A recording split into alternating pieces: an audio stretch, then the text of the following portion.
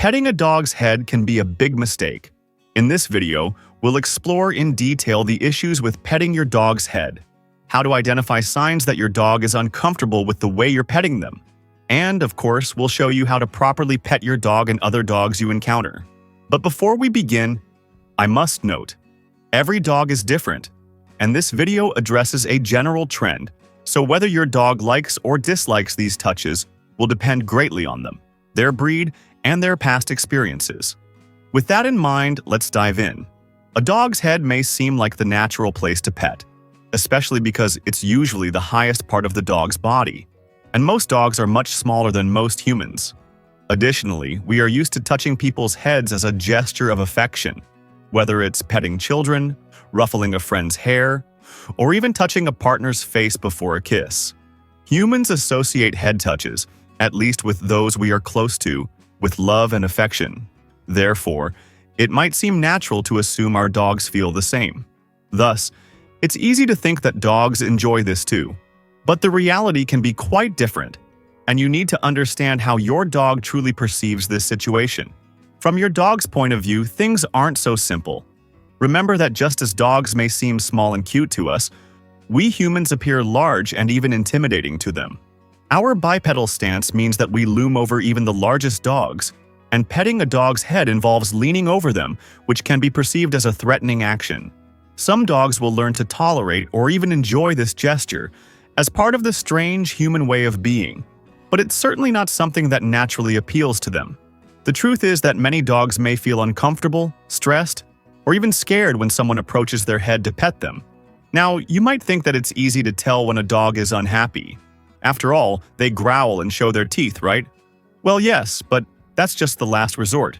Before that, dogs give several other signs that they are uncomfortable or stressed. Signs that are much less obvious but that you need to learn to recognize to ensure your dog's well-being. Sign 1. This is the most obvious. If your dog lowers their head when you approach or tries to pull away entirely, this is a clear indication that they are not enjoying the experience and want you to stop. Respect these boundaries they are trying to set, and avoid insisting on petting them when they clearly don't want it. Sign 2 involves your dog's ears. A dog's ears are an excellent indicator of their emotional state. When a dog is unhappy, uncomfortable, or irritated, their ears tend to pull back. This ear position is a clear sign that your dog is not pleased with the situation. Pay attention to this detail, as it can tell you a lot about how your dog is feeling. Sign number 3 is a bit more subtle and involves what we call displacement behavior. This is a behavior that appears when a person or animal feels they need to do one thing, but chooses to suppress that impulse.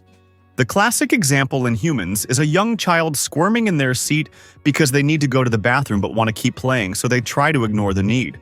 This discomfort leads to constant fidgeting. For a dog, displacement behaviors can manifest when a human is doing something they don't like. They want to pull away or try to make the human stop, but they also want to be a good dog. So they suppress the impulse and redirect their energy into a displacement behavior. The most common displacement behaviors in dogs are licking their lips and yawning. If you notice that your dog is displaying these behaviors while you're petting them, it could be a sign that they are not enjoying the situation. Sign number 4 is something many dog guardians find adorable, but is actually a sign of stress. You know that thing your dog does when they roll their eyes back or to the side so you can see a crescent moon of white appearing behind the iris? This is called whale eye, or moon eye. Unfortunately, this is a little less cute than you might have thought. Whale eye is actually a sign of stress or irritation in dogs. So, if you notice your dog showing this behavior, it's time to reconsider how you're interacting with them. Now that you know these signs, let's talk about how you should properly pet your dog. First, when approaching to pet, try to come from the side rather than the front. Your dog will perceive this as less confrontational, which will make them feel less threatened. Next, start by petting their shoulders, an area that dogs generally consider safer and more pleasant. Pay attention to their body language and also how tense they are. If they seem to stiffen up at your touch, then they're probably not in the mood to be petted. If they relax, it's fine to continue. Move down your dog's spine towards the base of their tail. Many dogs love being petted there specifically, and some even turn while being petted to encourage the human to continue in that spot. The only exception to the no head petting rule is the area just behind the ears. This is a spot that's hard for a dog to reach on their own and has many nerve endings. So many dogs enjoy being scratched there. However, only do this with a dog you've already built a strong bond with, to avoid causing unnecessary discomfort or stress. But what about when you encounter a dog you don't know? How should you proceed? First of all, never pet a stranger's dog without permission. You don't know this dog. They may be nervous, they may be reactive, and the owner will know whether it's safe to pet them. Also, it's simply polite to ask before petting someone else's dog. After getting permission, extend your hand towards the dog's nose, but don't touch them. Leave a space between the nose and your hand and wait for the dog to close that gap. If they pull away, that means you should pull away too. The dog doesn't want you to pet them. If they approach, however, they'll greet you by sniffing your hand. Dogs can pick up all kinds of information about humans and other dogs by scent, including emotional state. Sniffing your hand gives the dog a general idea of how you are. Once they understand you're not a threat, you can proceed to pet the dog. Again, avoid the head and focus on the shoulders. With a stranger's dog, it's best not to go beyond this as they don't know you and are likely to be less willing to allow you to touch other parts of their body.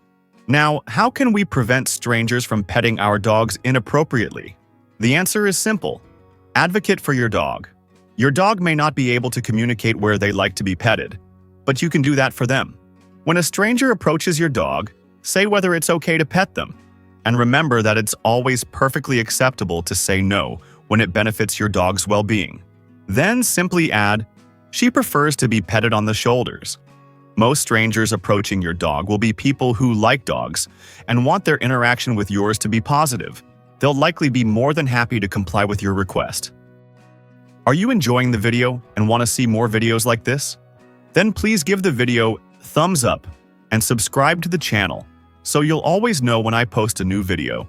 Finally, it's important to know what other areas to avoid when petting our dogs. Most dogs do not appreciate being petted on their tail or paws. The tail, because it is very connected to the spinal cord, and therefore tail injuries can easily become neurological issues.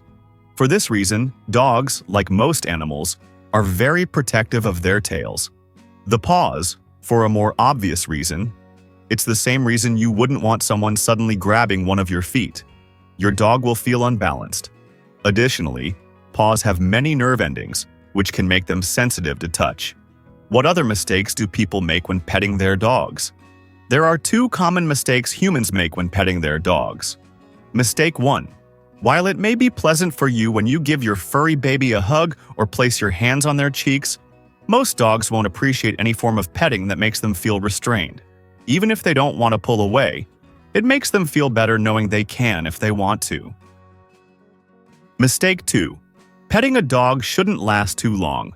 Experts recommend petting quickly for a few seconds, then pausing for a few more seconds to give the dog a chance to pull away if they're no longer enjoying it.